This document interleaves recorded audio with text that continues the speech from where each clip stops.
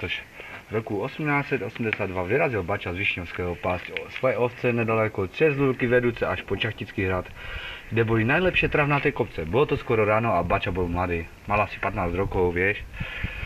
No, otec ho vyhnal, aby doma nezavázal, chtěl súložiť, že? A tak Bača skoro ako každý deň šiel, no, tak marné. Keď byl Bača pod Čachtickým hradom a ovce sa pasli, bol opřetý o chrbátom ostrom a pozoroval ich a chrápal. A trochu si toho fifulínka smatral, no. A po nejakej chvíli sa ovce zrazu zlákli a rozutekali, potom Bačovi ostal nehybne stát. Bača to pozoroval, šel se podívať. Bolo to konca lúky pod lesom. Pozrel do lesa, nevidel nič. A na zemi zrazu viděl stopy krve vedúci do lesa. Začal mať strach. Čo si teraz počnem? Bez oveček. Oco ma pojebe.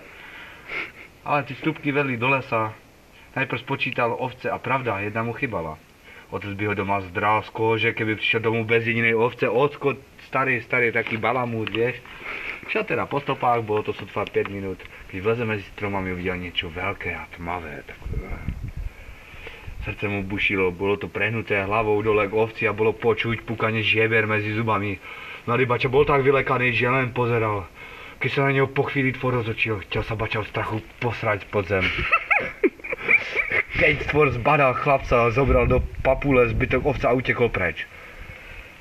Mladý Bača opisuje toho tvora ako nadprirodzene veľká až ľudskej veľkosti, obrovské tesaky a veľmi silné svalaté nohy a celý trup, ktorý dokázal odniesť celú ovcu bez najmenších problémov.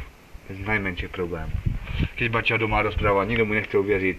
O toho zo zlata láž na kurvu. Až toho istého roku stará žena z Rachovič zbierala v lese drievo na pokúřenie a tiež zazrela podivné veľkého tvora, nesúciho vlčiu podobu. Krajom sa nesol Chýry. Ľudia sa bali chodiť samotným do lesa. Chýry obrovské vlkovi sa roznesli daleko. Niektorí mu pripisovali ľudskú podobu a teraz by ho asi nazvali vlkodlak. Na polovačky chodilo veľa významných lovcov aj zo zahraničia, každý chcel vidieť streliť vlka v ľudskej podobe a už sa nikomu ho nepodarilo zazrieť. Postupom času mu začali hovoriť karpatský vlkodlak. Vraj sa našli jedinci, ktorí ho v okolí hradu videli. Je to karpatský vlkodlak s nami aj naďalej? Co myslíte, slečna? Tak toto je taková rozprávka o vlkovi z Karpátskému, ktorý bol pod Čachtickým hradem. No. To je všetko.